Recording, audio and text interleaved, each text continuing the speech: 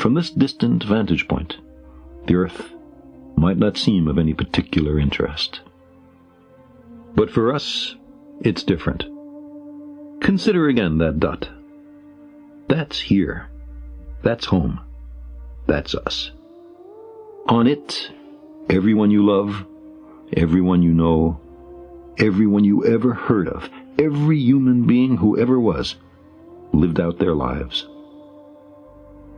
The aggregate of our joy and suffering, thousands of confident religions, ideologies, and economic doctrines, every hunter and forager, every hero and coward, every creator and destroyer of civilization, every king and peasant, every young couple in love, every mother and father, hopeful child, inventor and explorer, every teacher of morals, every corrupt politician, every superstar, every supreme leader, every saint and sinner in the history of our species lived there, on a mote of dust, suspended in a sunbeam.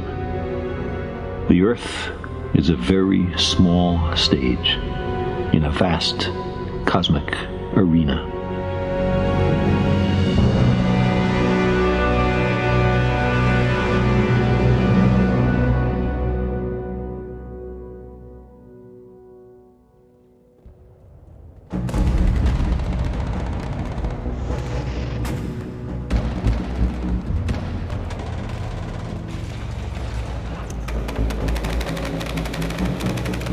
Think of the rivers of blood spilled by all those generals and emperors, so that in glory and triumph they could become the momentary masters of a fraction of a dot. Think of the endless cruelties visited by the inhabitants of one corner of this pixel on the scarcely distinguishable inhabitants of some other corner. How frequent their misunderstandings, how eager they are to kill one another, how fervent their hatreds.